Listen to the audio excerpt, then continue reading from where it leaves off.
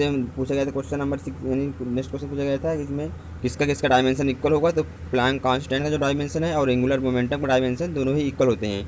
आप यहाँ से प्लैंक कांस्टेंट का डायमेंशन निकाल सकते हैं और यहाँ से आप एंगुलर मोमेंटम का डायमेंशन निकालेंगे, दोनों ही इक्वल आएंगे। आप यहाँ से भी कर सकते हैं E=hc/λ। तो हाँ, यहाँ से निकालेंगे आप अगर प्लैंक कांस्टेंट लेमडा की डायमेंशन, तब भी ये ml² (10⁻⁻⁻) ही आएगा। तो क्वेश्चन पूछा गया था डायमेंशन किससे किसके इक्वल होंगे, तो प्लैंक कांस्टेंट का जो डायमेंशन है वो एंगुलर मोमेंटम के डायमेंशन के इक्वल होगा। और जो क्वेश्चन आए थर्मल फिजिक्स से क्वेश्चन आए थे, थर्मल फिजिक्स से क्वेश्चन आए थे phase difference between adjacent node, तो स्टेशनरी वेव के लिए 2π/λ इंटू λ/2, यहाँ पर जो λ/2 है वो पाथ डिफरेंस है, तो इसको मल्टीप्लाई कर देंगे तो ये कैंसिल आउट हो जाएगा और आ जाएगा ये पाई, तो phase difference between adjacent node वो आ जाएगा पाई। नेक्स्ट क्वेश्चन पूछा गया था ए हॉलो सिलेंडर, एक हॉलो सिलेंडर है और बी सॉलिड सिलेंडर है, then to twist the cylinder through the same angle more torque will be required to be supplied for A and B.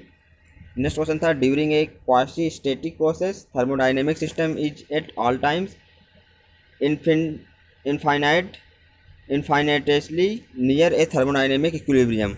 Next question था work done in quark static isothermal process of pressure, तो यहाँ पर जो work done निकालेंगे हम, तो work done का जो फार्मूला था W=P/dV होता है, उसे डिफरेंशिएट करेंगे PI से PF तक, तो यह आ जाएगा P1/P2, P1 से P2 तक, P ΔV/ΔP at constant temperature पर इंटू DP।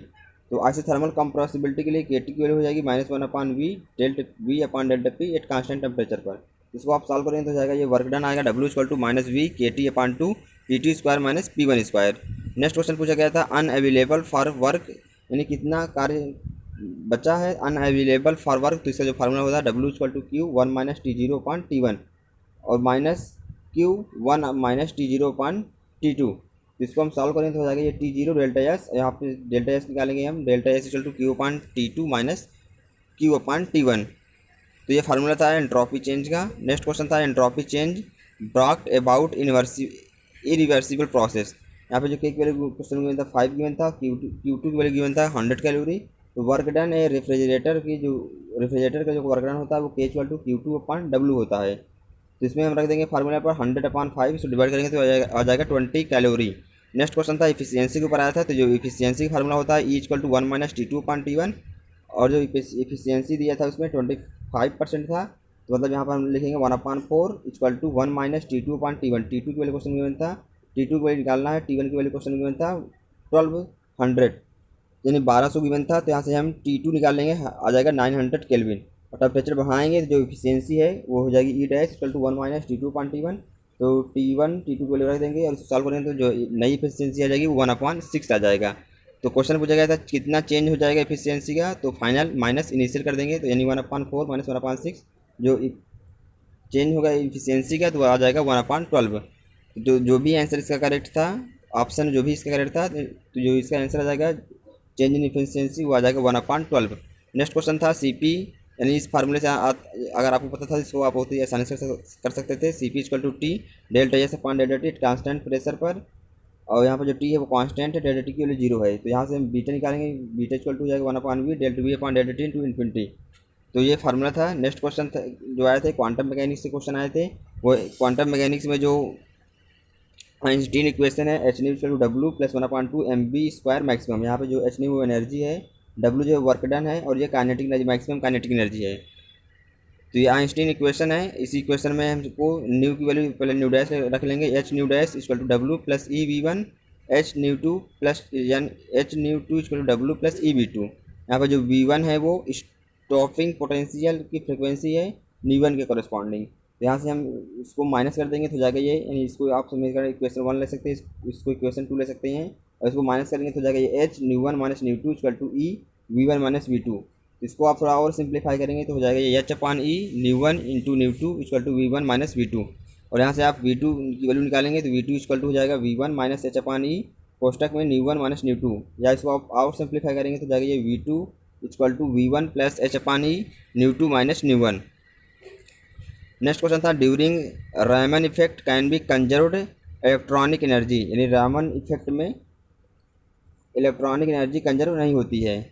नेक्स्ट क्वेश्चन था कॉम्पटन वेवलेंथ के ऊपर, जो चेंज इन वेवलेंथ होता है डेल्टा लैम्डा = h/m0c कोष्टक में 1 - cos थीटा। तो इसी फार्मूला पर क्वेश्चन एग्जाम में पूछा गया था। नेक्स्ट क्वेश्चन था एक वेव फंक्शन की था साई = 1/√2 φ0 + I φ1, और यहाँ पे जो साई की वैल्यू हम कंपेयर करेंगे C1 φ0 + C1 φ1 से कंपेयर करने पर, तो ये √C0² + mod C1² की वैल्यू निकालेंगे तो आ जाएगा ये √3/2।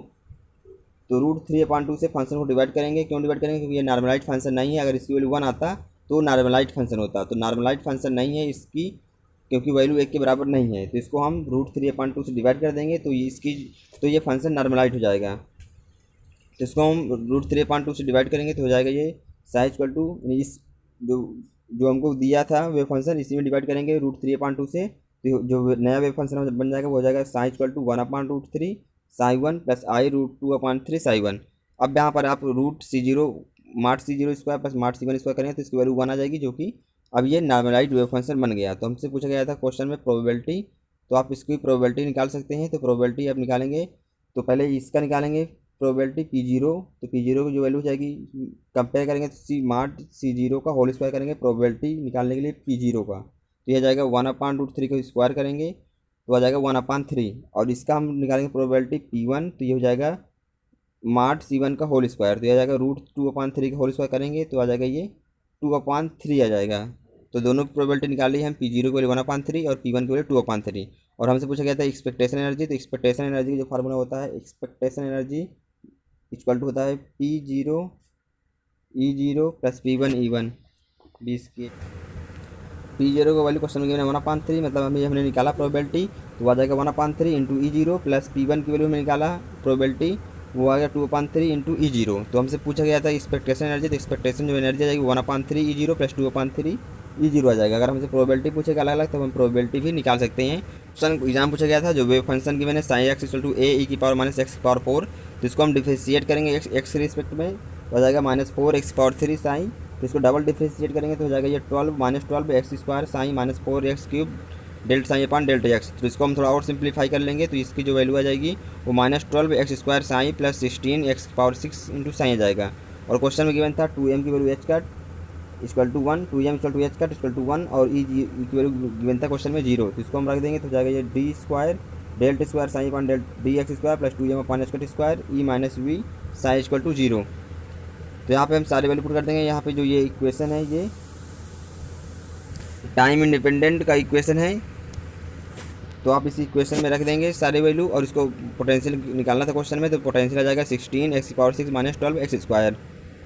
नेक्स्ट क्वेश्चन था प्लानट ए प्लानट बी, दो प्लानट है और मूव करते हैं अराउंड द सन, सन के अराउंड ये दोनों मूव कर रहे हैं और इसका जो टेम्परेचर गिवन था वो TA इक्वल टू 8 TB था। तो हमसे पूछा है रेडियस में क्या रिलेशन होगा RA/RB, ए प्लानट का रेडियस और बी प्लानट का रेडियस में रिलेशन क्या होगा, ये क्वेश्चन पूछा गया था। तो जो कैप्चर्स का थल रहा है कैपलर्स का वो T² जो है वो प्रोपोर्शनल होता है R⁻³ का, तो इसी हम प्रोपोर्शनल से इसको सॉल्व कर लेंगे तो ये आ जाएगा, आप देख सकते हैं इसका सोल्यूशन, तो ये 4 इसका आंसर करेक्ट होगा। नेक्स्ट क्वेश्चन था टाउ इक्वल टू C5 से, तो टार्क कांस्टेंट था इलास्टिसिटी का क्वेश्चन है ये क्वेश्चन, तो आप इसको सॉल्व करेंगे। आप देख सकते हैं कैसे सॉल्व किया गया है, तो यहाँ पर हमने फार्मूला लगाया हुआ है, तो आप फार्मूला लगाकर इसको सॉल्व करेंगे तो इसके जो 5 की वैल्यू है वो 16/17 इंटू 5 आ जाएगा।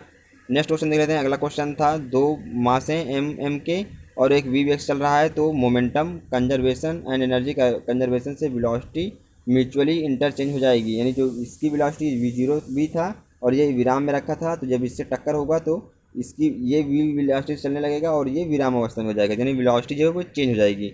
नेक्स्ट क्वेश्चन यहाँ पूछा गया था, आप देख सकते हैं यहाँ पर एक ग्राफ बना है XYZ, एक्स पर जा रहा है 30 मीटर पर सेकंड से, वाई डायरेक्शन में 30 मीटर पर सेकंड से और जेड डायरेक्शन में 3 मीटर पर सेकंड से। तो मोमेंटम कंजर्वेशन लगाएंगे, टोटल जो मोमेंटम है वो 0 है equal to 30 m, momentum P equal to mv से मास 30 है और ये जा रहा है x डायरेक्शन में I में और यहाँ पर इसका मास m है, तो हो जाएगा 30mi plus 30mj plus 3mv cap के। तो आप यहाँ से v के की वैल्यू निकालेंगे तो हो जाएगा -10i माइनस 10j, तो v स्क्वायर की वैल्यू निकालेंगे तो हो जाएगा ये 2 × 10 स्क्वायर, या v कैप के को मल्टीप्लाई करेंगे v कैप के से, तो इसकी जो वेलोसिटी आ जाएगी आप देख सकते हैं सोल्यूशन पूरा, तो आ जाएगा 10√2 मीटर पर सेकेंड। नेक्स्ट क्वेश्चन है spherical shell radius of gyration, तो टेंजेंट के लॉन्ग इसका पूछा गया था स्फेरिकल सेल का रेडियस ऑफ गायरेशन कितना होगा, तो इसका हम जो टेंजेंट है इसका हम मोमेंट ऑफ इनर्शिया निकालेंगे, तो जो टेंजेंट का मोमेंट ऑफ इनर्शिया IT, तो इसको हम पैरेलल एक्सिस थ्योरम से करेंगे तो ID प्लस mr², तो ID की वैल्यू जो है डायमीटर के लॉन्ग वो 2/3 mr² होता है मोमेंट ऑफ इनर्शिया और प्लस mr², तो ऐड कर देंगे तो जाएगा 5/3 mr²। इसकी कंपेयर करेंगे कैपिटल M K² से, तो यहाँ पे जो K है वो रेडियस ऑफ गायरेशन है, इसका कंपेयर करेंगे तो K की वैल्यू आ जाएगी क्वेश्चन में √5/3 इंटू R। अब देख लेते हैं नेक्स्ट क्वेश्चन। अगला क्वेश्चन है रिजल्टेंट मास का, यानी यहाँ पे एक लिफ्ट है एक लिफ्ट है, इसमें कोई व्यक्ति m मास का है, तो ये इसकी जो नीचे तरफ होगा वेट वो mg होगा, और ये ऊपर जा रहा है तो m इंटू ए से। तो यहाँ पर जो m की वैल्यू 70 किलोग्राम है और जो असलरेशन है वो 6 ग्राम है, तो जो रिजल्टेंट मास होगा वो mg प्लस ma ऐड हो जाएगा, तो हो जाएगा 17 इंटू जी प्लस ए। 17 जी की वैल्यू यहाँ पर कितना क्वेश्चन में जी है, ए की वैल्यू है 6g, तो हो जाएगा जी प्लस 6g, तो हो जाएगा 7g। तो इसको मल्टीप्लाई करेंगे तो ये आ जाएगा 419 किलोग्राम को वेट होगा। नेक्स्ट क्वेश्चन है वल्गेटिक शेप ऑफ गैलेक्सी का, तो कंजर्वेशन ऑफ एंगुलर मोमेंटम को फॉलो करता है। नेक्स्ट क्वेश्चन था यंग मॉडुलस का, या Y equal to F upon A into L upon L, यानी स्ट्रेस अपॉन स्ट्रेन होता है यंग मॉडुलस इक्वल टू। तो यहाँ पर हम इससे रिलेटेड क्वेश्चन एग्जाम में पूछे गए थे। नेक्स्ट क्वेश्चन देख लेते हैं जो न्यूक्लियर फिजिक्स के क्वेश्चन पूछे गए थे एग्जाम में। तो न्यूक्लियर फिजिक्स में क्वेश्चन आया था not true about nuclear force, यानी न्यूक्लियर फोर्स के लिए कौन सा करेक्ट नहीं है। तो जो न्यूक्लियर फोर्स है वो शॉर्ट रेंज होती हैं, तो ये ऑप्शन सही था, मतलब न्यूक्लियर फोर्स के लिए ये न्यूक्लियर फोर्स जो होती है वो शॉर्ट रेंज फोर्स होती हैं, और ये चेंज चार्ज पर डिपेंड नहीं करती है न्यूक्लियर फोर्स, और ये स्पिन पर डिपेंडेंट रहती हैं। तो क्वेश्चन कहा था नॉट ट्रू, यानी कौन सा सही नहीं है, तो ये आइसो स्पिन डिपेंडेंट। तो क्वेश्चन कर रहा था not true about nuclear force, nuclear force के लिए कौन सा सही नहीं है, तो ऑप्शन डी होगा आइसो स्पिन डिपेंडेंट।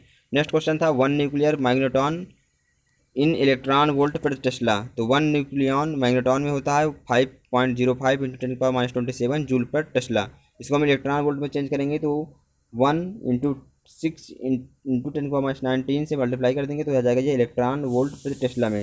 इसकी वैल्यू आ जाएगी 3.15 इंटू 10⁻8।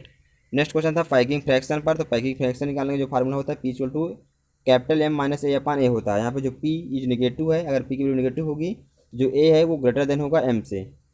नेक्स्ट क्वेश्चन था N0 को क्वेश्चन गिवन था 10⁻18 रेडियम, तो जो एक्टिविटी होती है minus dN upon dt to lambda N से इसको सॉल्व करेंगे तो इसका जो आंसर आ जाएगा 1.75 इंटू 10⁻6 बैकरल आ जाएगा, 1.75 इंटू 10⁻6 बैकरल। नेक्स्ट क्वेश्चन था डी ब्रोगली वेवलेंथ से, तो डी ब्रोगली वेवलेंथ का जो फार्मूला होता है lambda equal to H upon P से, और इसको हम यहाँ पे जो पी मोमेंटम है इसकी वैल्यू होती है √2m क्यूवी होता है या फिर ईवी होता है। नेक्स्ट क्वेश्चन देख लेते हैं। अगला क्वेश्चन जो आए थे इलेक्ट्रोमैग्नेटिक थ्योरी से आए थे क्वेश्चन, तो इलेक्ट्रोमैग्नेटिक थ्योरी से आया था। क्वेश्चन में गिवन था एच की वैल्यू क्वेश्चन में गिवन था और काई एम की वैल्यू क्वेश्चन में गिवन था। तो हमसे पूछा था मैग्नेटाइजेशन, तो मैग्नेटाइजेशन का जो फार्मूला होता है M equal to chi M into H, दोनों को मल्टीप्लाई कर इसको आंसर निकालना था। तो जो इसका आंसर आ जाएगा वो 37 एम्पियर प्रति मीटर आ जाएगा। नेक्स्ट क्वेश्चन है phenomena of perfect diamagnetic superconductivity. Next question था five equal to vector B dot A से equal to μ0 NI upon L into R square L square से, तो इसको हम सॉल्व कर लेंगे। आप देख सकते हैं कैसे सॉल्व है ये। नेक्स्ट क्वेश्चन था इलेक्ट्रोमैग्नेटिक फील्ड का, जो टोटल एनर्जी होती है वो WEB equal to integration 1/2 epsilon naught E square plus B square upon 2 μ0 into DB होता है। और साइक्लोट्रॉन के लिए जो MV स्क्वायर की वैल्यू होती है वो MV स्क्वायर अपॉन आर की वैल्यू होती है QVB के बराबर। यहाँ पर जो रेडियस हो जाएगा इसको सॉल्व करेंगे तो आर इक्वल टू हो जाता है MV upon QV। Next question देख लेते हैं। जो नेक्स्ट क्वेश्चन था पॉइंटिंग थ्योरम के ऊपर था, तो पॉइंटिंग थ्योरम जो है वो कंजर्वेशन होता है ऑफ इलेक्ट्रोमैग्नेटिक एनर्जी का। नेक्स्ट क्वेश्चन है फॉर आयोनोस्फेरिक प्लाज्मा, तो आयोनोस्फेरिक प्लाज्मा के लिए जो WP स्क्वायर की वैल्यू होती है वो NE square upon M epsilon 0 होता है। यहाँ जो FC है वो FC इक्वल टू 9√n। और डिस्प्लेसमेंट वेक्टर पर क्वेश्चन आया था, तो displacement vector D equal to epsilon naught vector E plus vector P। यहाँ पे जो D है वो डिस्प्लेसमेंट वेक्टर है और जो P है वो पोलराइजेशन है। नेक्स्ट क्वेश्चन है जो पाथ पूछा गया था, chain path of charge particle in crossed, यानी E एंड B तो वो साइक्लॉइड होता है पाथ। E एंड B के बीच जो पाथ होता है वो चार्ज पार्टिकल के बीच जो पाथ है वो साइक्लॉइड पाथ होता है। नेक्स्ट क्वेश्चन था Z equal to E upon S से इसको सॉल्व करेंगे तो इसकी जो आंसर आ जाएगा वो 344 ओम आ जाएगा। जो डायमेंशन ऑफ रेजिस्टेंस है वो in free space. Next question था फेज, जो फेज है between E and H in conductor के लिए, तो इसका जो फेज है फाइव इक्वल टू होता है वो 1/2 tan inverse sigma upon epsilon into omega. तो ये सारे क्वेश्चन एग्जाम में पूछे गए थे BHU MSc physics entrance exam में। तो हमने सारे क्वेश्चन डिस्कस किए, जितने भी सारे क्वेश्चन आए थे हर टॉपिक के अलग अलग क्वेश्चन।